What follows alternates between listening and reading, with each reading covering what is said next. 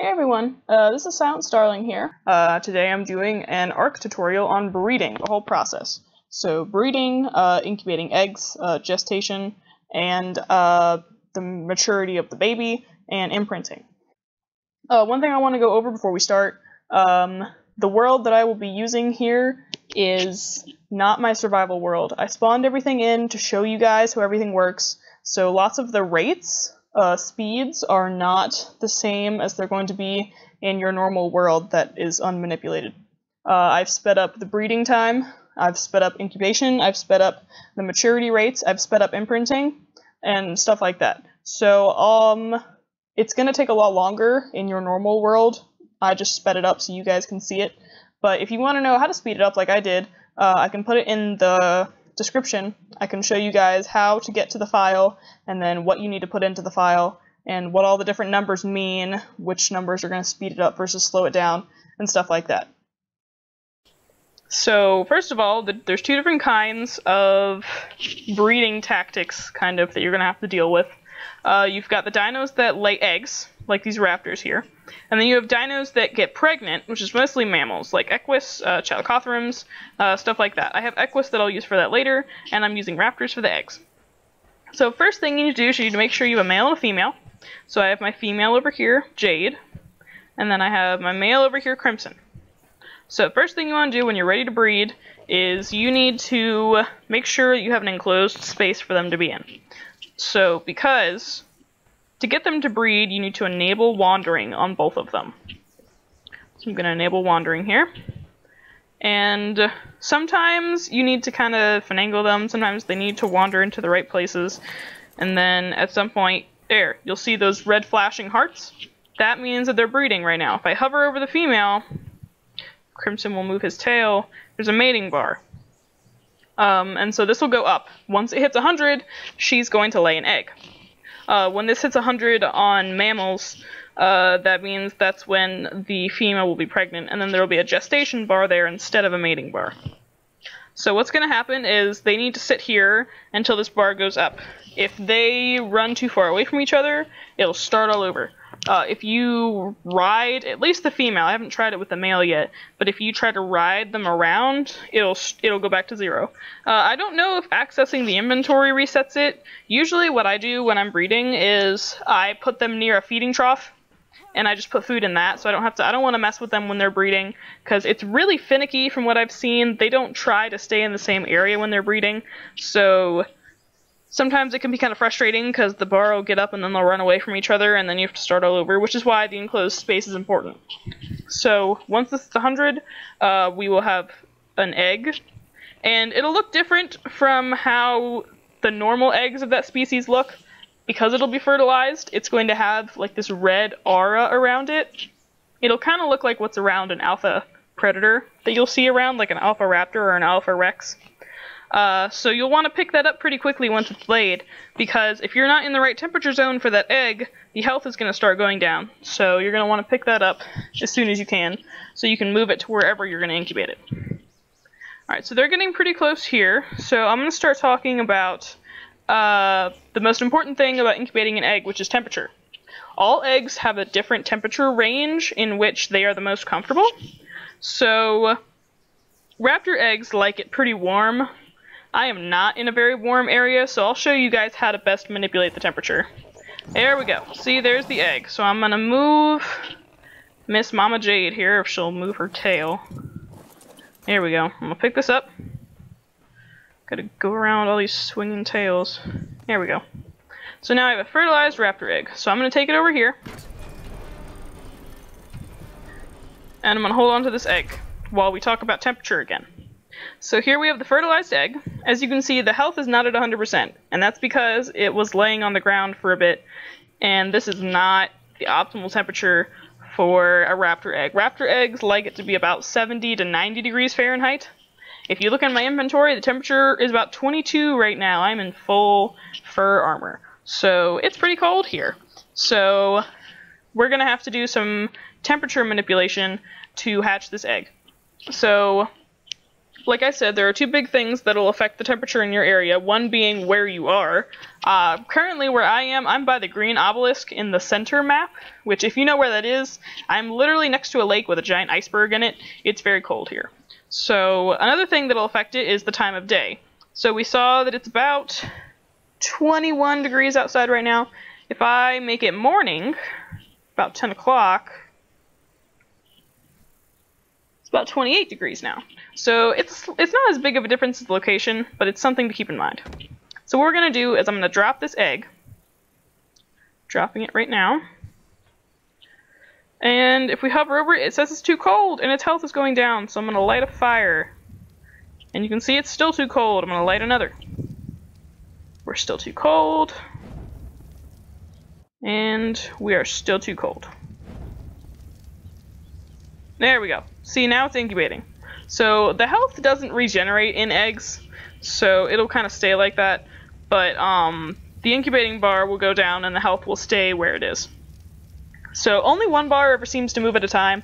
So if your egg is not in the optimal temperature, the health will go down, but the incubation will not move. So like I said, raptor eggs, it's about 70 to 90 degrees is their optimal. It's different for every egg. There's a page on the wiki that you can look at that shows the optimal temperatures for each species. I think the harder to obtain, or the further along the game that you get a certain kind of dino, influences how big the range is. I know the range for a giga is really small. So raptors are pretty common, so that's why their range is pretty big. So this egg is going to incubate. And one important thing to keep in mind is you need to have food on hand. I'm going to give myself some food here. Because once this baby's born, it's going to be hungry. And if you take too long to feed it, it will starve. It really doesn't take very long. So yeah, once this egg hatches, so even in the time it takes you to try to come up with a name on the spot, it might die. So if you don't have a name for it, skip the name, feed it. You can always change the name later. So yep, here's our little egg incubating here. Once the baby's born, you don't have to have all these fires going. You can turn them off. This is only for incubating purposes. And then once this baby's born, we can talk about imprinting, which basically what imprinting is the baby knows who raised it. So if you get 100% imprinting on this baby, when you ride it, you both get a bonus. I think like a 30% bonus to stats. I think it said health and melee. I might be incorrect.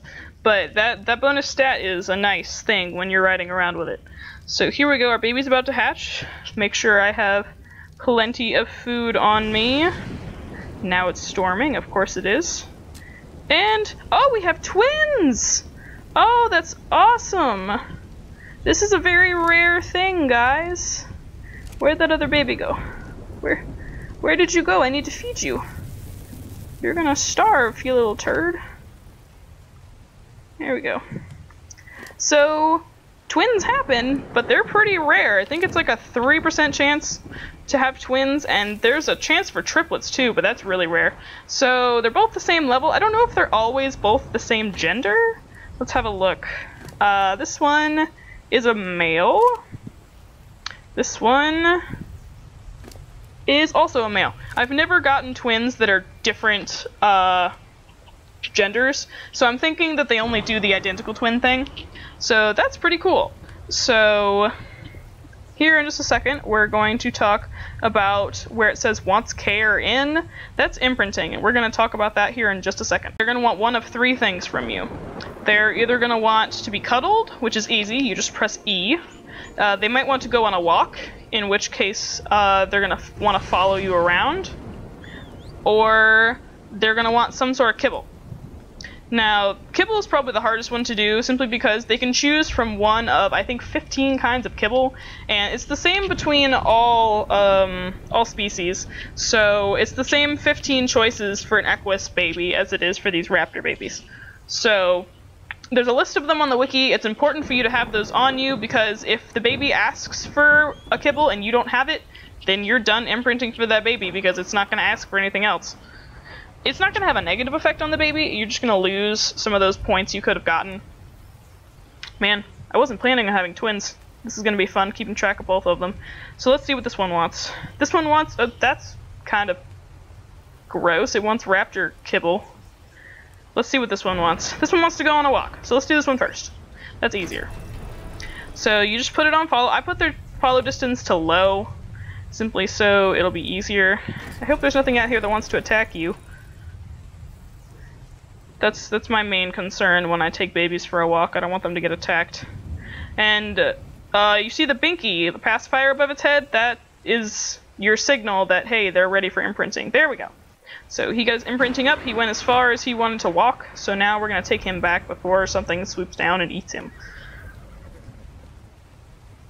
As you can see, they're not babies anymore. It says juvenile now. So what that means, the main thing, which is good, is that they will eat from a feeding trough now, so you don't have to stand there and feed them every 5 seconds. So that's nice. Although if you have to take them on a walk like that, if they go on a long walk, it's good to make sure they have food in their inventory. So this guy still wants kibble.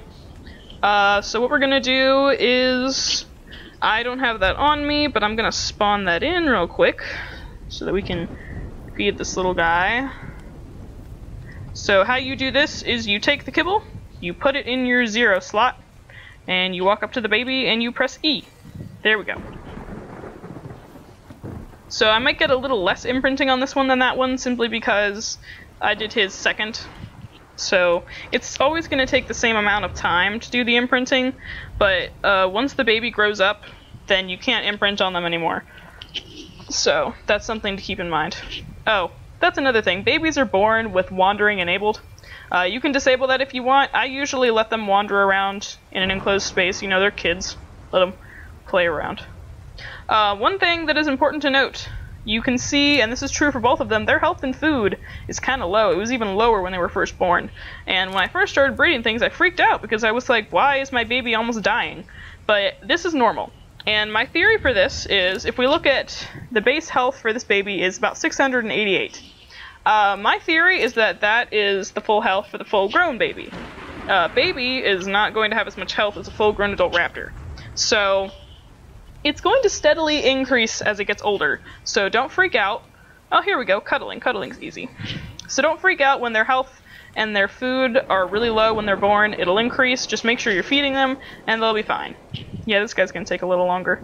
But yeah, see, that was the cuddling one, and that's the easiest one. You just have to walk up to them and press E, which is plenty easy.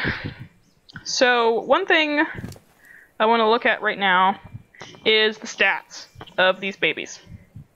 So this baby has about 850 health, and this baby has about 680. So this is interesting. I didn't look at this for twins before, but apparently they have different stats. But what's pretty much going to be common is they're probably both going to have better stats than the mother or the father. Oh, they're breeding again. Let's go stop that. Yeah, one thing you want to make sure that you're doing, well, it's probably not going to happen so much for you guys. I sped up the time it takes for them to, because the mothers have a cooldown time where they can't breed for a certain amount of time after they've just had a baby. So, if you don't stop wandering and take them away from each other, they'll start breeding again, even if you're not around to monitor it, so you gotta turn that off. But, this baby wants some imprinting. Let's look. Oh, they want dimorph eggs. This one is harder to spawn in for some reason. They don't have a number for it, so I had some of that pre-made in case this happened. Oh, that's Dimitro, not dimorph. That's okay. I'll spawn that one, and that one's easier. That one has a number with it.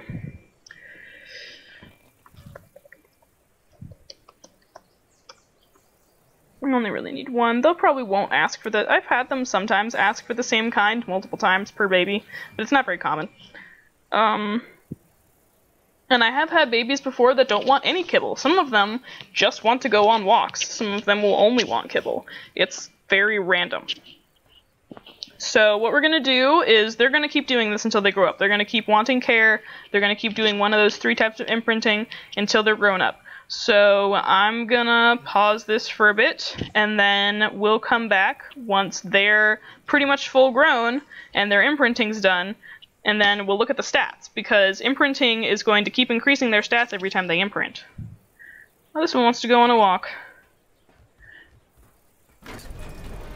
I still haven't named these two. Maybe by the time we come back I'll have names for them. As they get bigger, as you can see, this one's moving faster than the other one was when we took it on a walk. One thing I noticed, I raised some baby Argentavis. They will not fly when they're following you. Even when they're like adolescents, they won't. So keep that in mind. Oh, hello. It's a Parasaur, it won't attack me.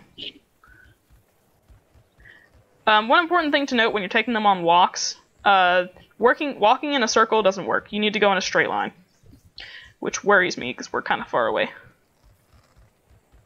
Hurry up.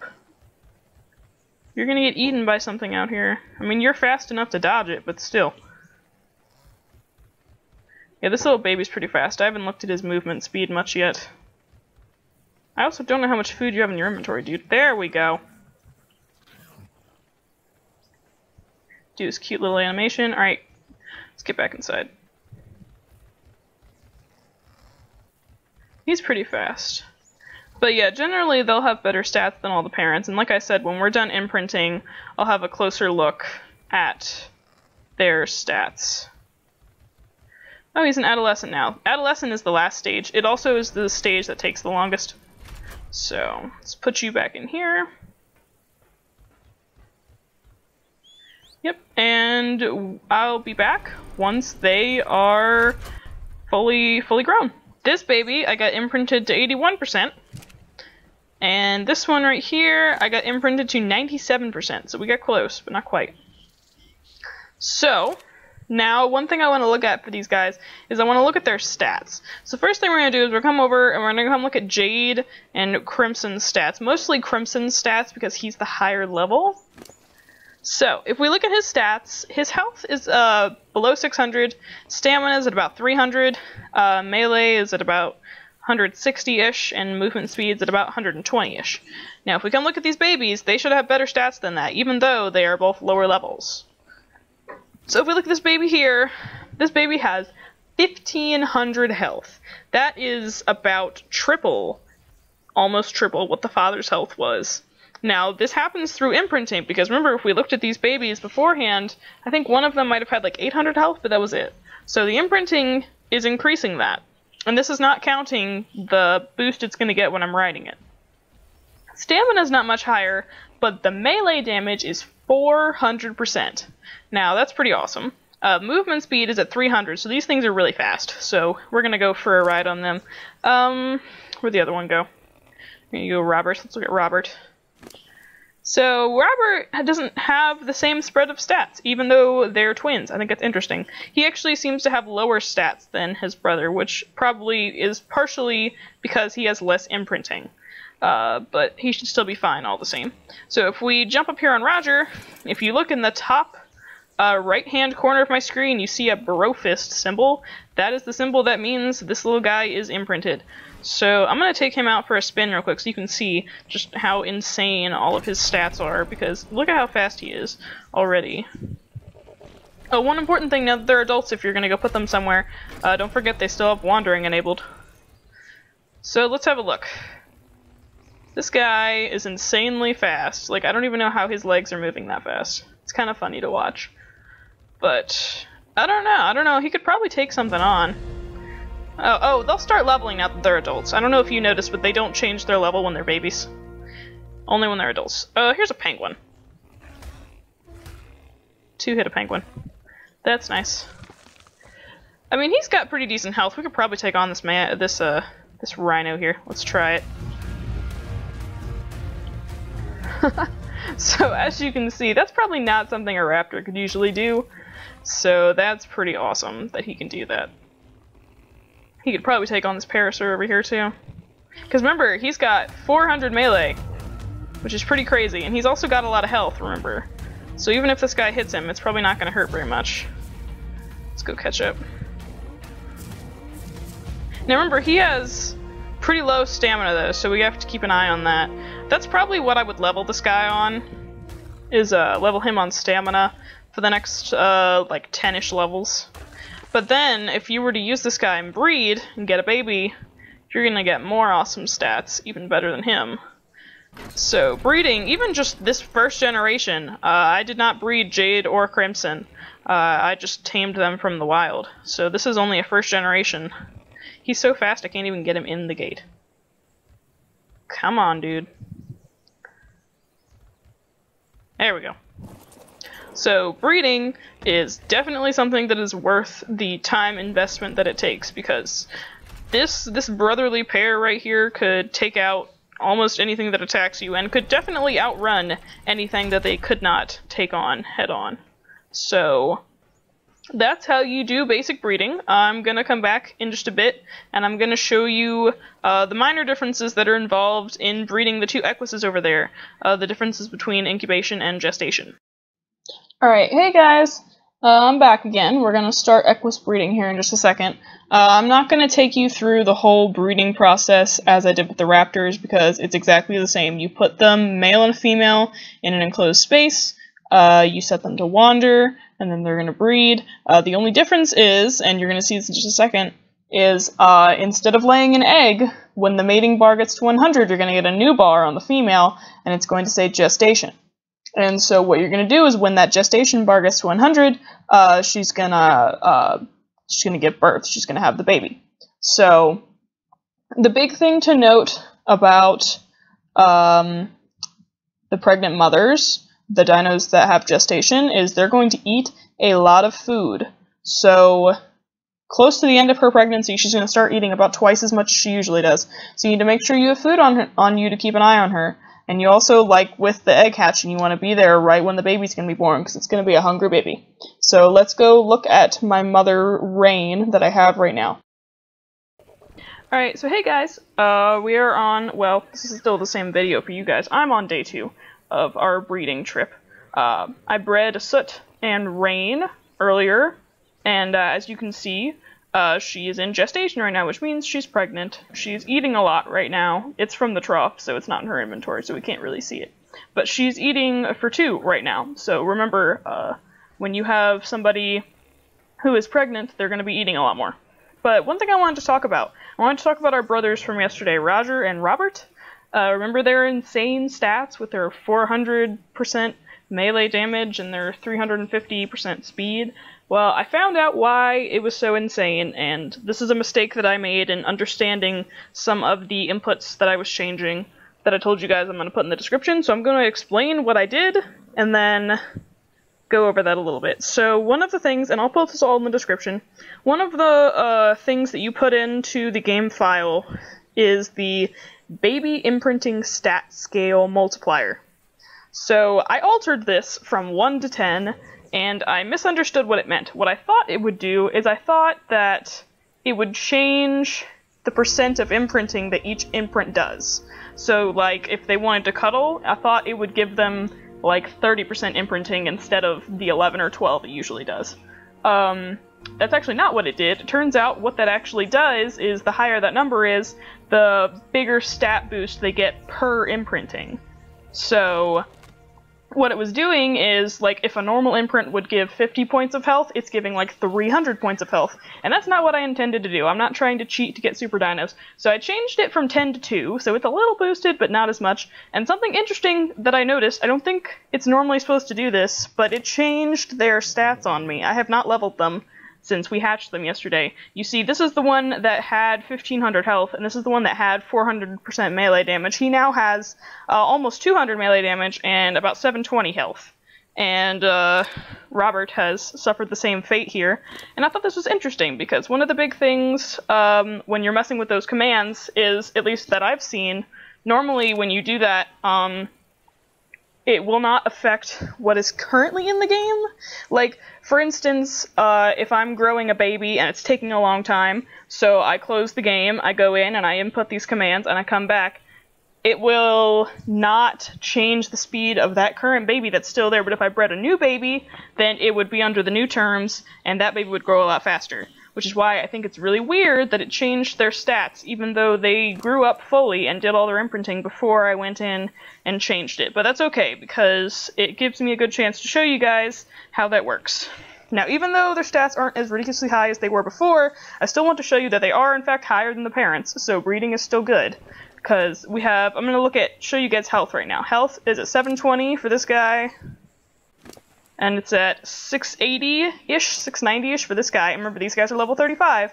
If we go over to the daddy, level 48, his health is not even at 600. So it's still better.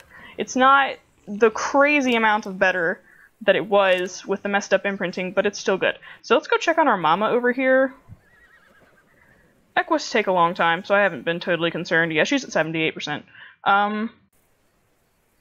We had a little freeze there. But, so I have a list of stuff I wanted to talk to you guys about that I kind of forgot to mention with the baby raptors.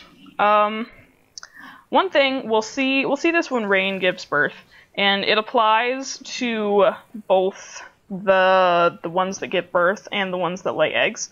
They will have a wait time between when they can breed again, and it'll show in the timing. Like if we go over to Soot here, and where it says enable wandering to mate, right there it would say like something like ready to mate in, and then it would have a countdown timer.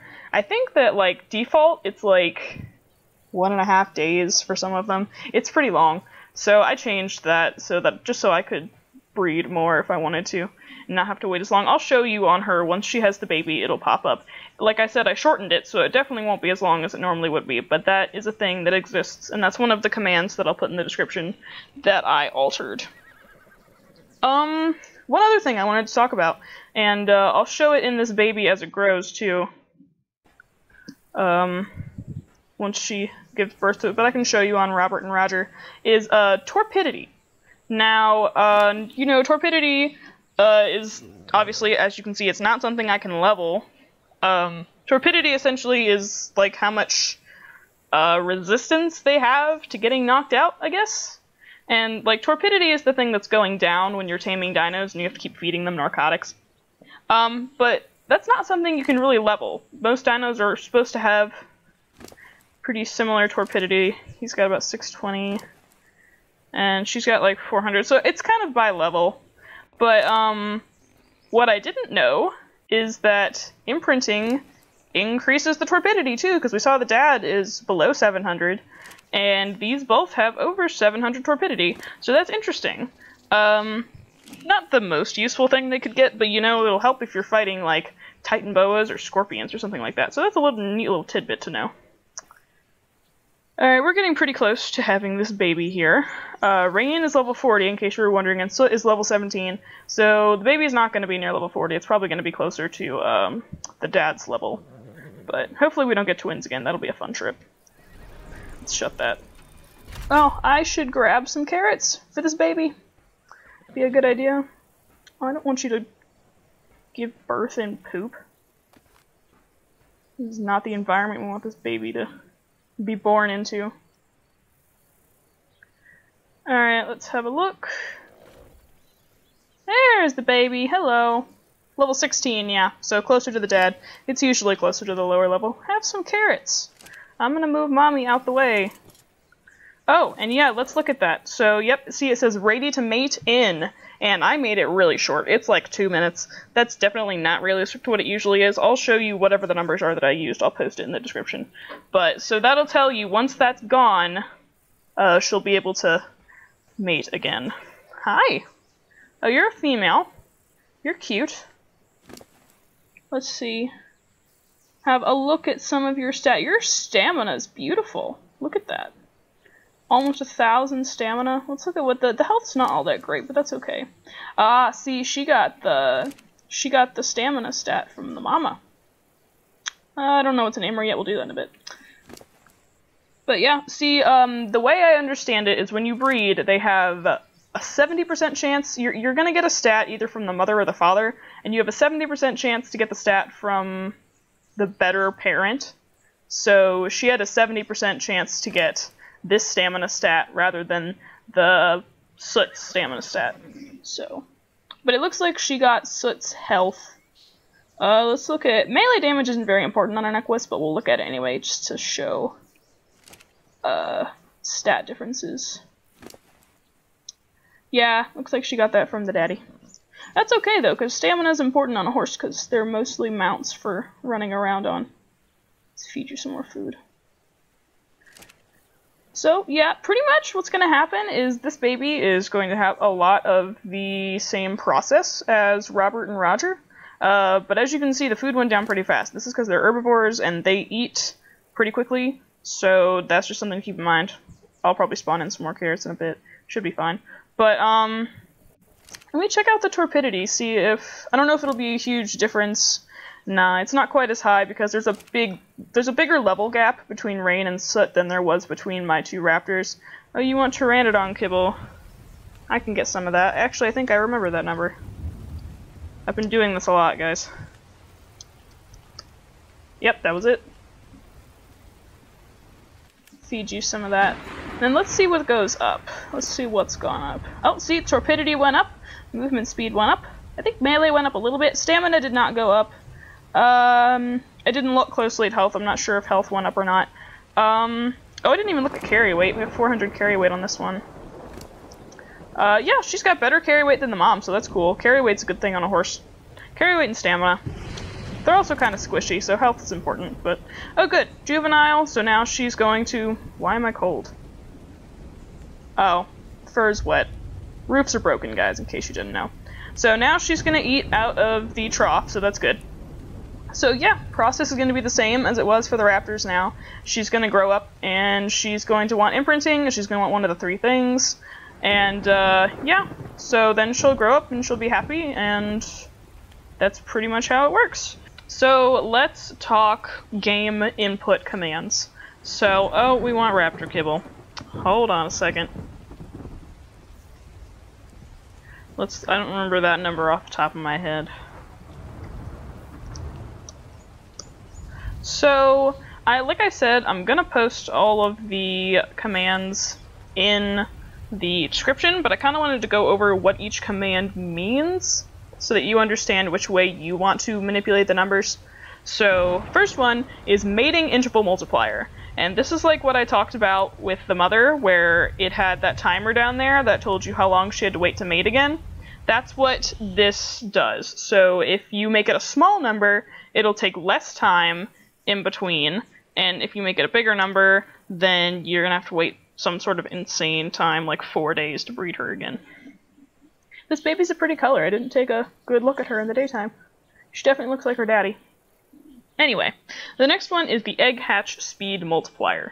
And so this affects how long it takes to hatch an egg. It also affects how long gestation lasts. I know it says egg hatch speed, but it also applies to gestation. So if you make that a bigger number, it's going to take less time to hatch an egg, and gestation is going to take less time. And if you make it smaller, it's going to take longer.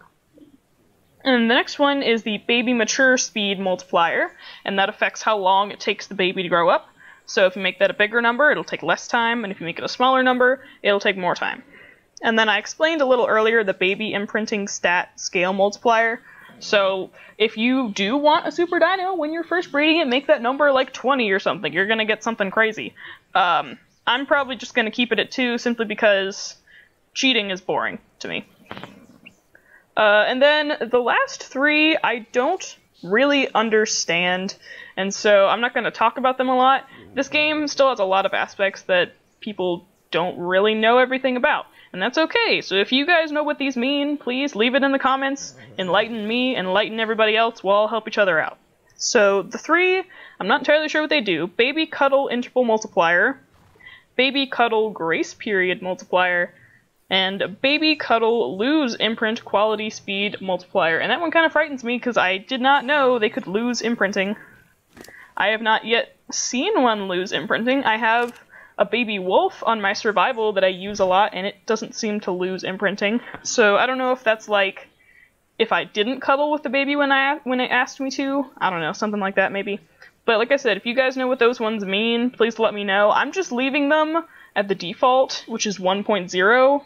Because I don't know what they do, I don't want to mess with them. If I do mess with them, I'll probably figure out what they mean. But maybe I can do that in a later video if I do figure it out. So, yeah, that's pretty much it. Thanks for watching, guys. If you have any questions, any suggestions for more ARK help videos you want me to do, or anything related to that, leave it in the comments. Any suggestions, anything like that. And I appreciate it. Thanks for watching. Bye, guys.